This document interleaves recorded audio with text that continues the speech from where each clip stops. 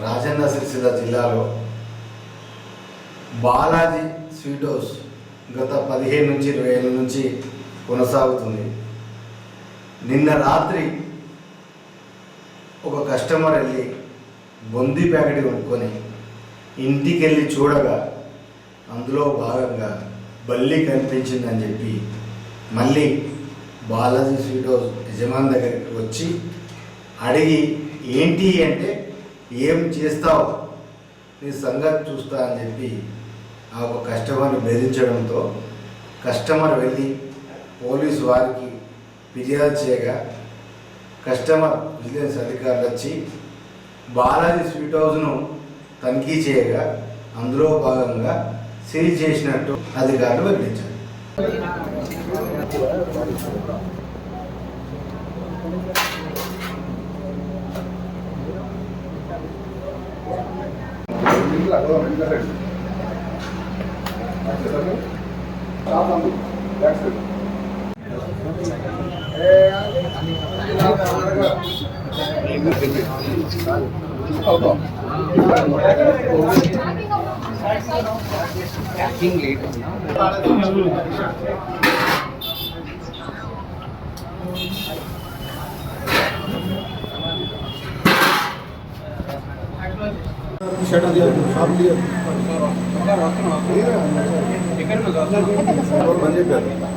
Madam ఏం చేసుకోలేదు normal ఎక్కడ మీరు కనిపించాలి కదా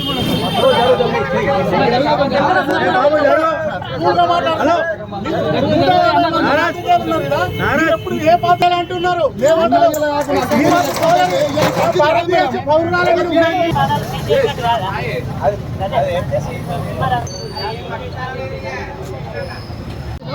ఒక కారా దాంట్లో పల్లి రావడం జరిగిందండి. దానికి నేను శానిటరీ ఇన్స్పెక్టర్ గారు విజిట్ చేశాము.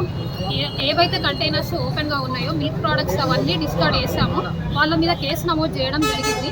మున్సిపల్ వాళ్ళు 1 లక్ష వరకు పెనాల్టీ చేశారు. అంతే. మేడం ఇప్పటివరకు ఎన్ని సీజ్ చేశారు? మీరు అపాయింట్మెంట్ అయినప్పటి నుండి ఎన్ని సీజ్ చేశారు? ఇప్పటివరకు ఎన్ని తిరిగారు? ఎన్ని నెలలు గడుస్తుంది? అదే మేడం ఇప్పటివరకు మీరు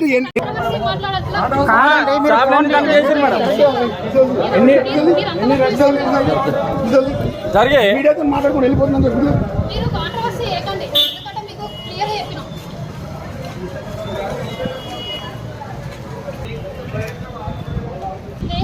మేడం మీరు ఇప్పుడు మీరు మేడం ఒకటి చిన్న విషయం అండి. అవును కాంట్రవర్సీ కాదు మేడం. ఇప్పుడు మీరు ఇక్కడ సామాన్య ప్రజలను అడగండి. సామాన్య ప్రజలను అడగండి మేడం. మీరు ఎప్పటి నుంచి అపాయింట్మెంట్ అయ్యారు? మీరు ఫోన్ ఎన్నిసార్లు పట్టారు చెప్పండి.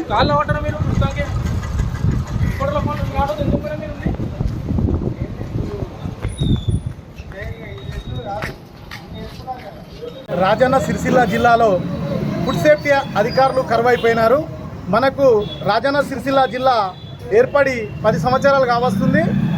ఫుడ్ ఇన్స్పెక్టర్ గారు అపాయింట్ అయ్యి 6 సంవత్సరాలకు పైచిలుగా కావస్తుంది. కానీ ఆమె ఎన్నడూ కూడా కనబడట్లేదు. ఎప్పుడు ఫోన్ చేసినా కూడా ప్రజలు ఫోన్ చేస్తే ముఖం చాటేస్తుంది. నిన్న పాత్రికేయుల సమక్షంలో ఇక్కడ ఒక అతనికి బల్లి వస్తే పత్రికలలో చూసి మాత్రము తూతూ మంత్రంగా ఫుడ్ సేఫ్టీ అధికారి గారు వచ్చారు. తూతూ మంత్రంగా వెళ్ళిపోయారు. సీజ్ చేయాల్సిన చోట తాళం వేసి వెళ్ళిపోయారు. మరి ఈమె మేడంకు తాయిలాలు ముడుతున్నాయా? మరి వాటాదనం ఉందా?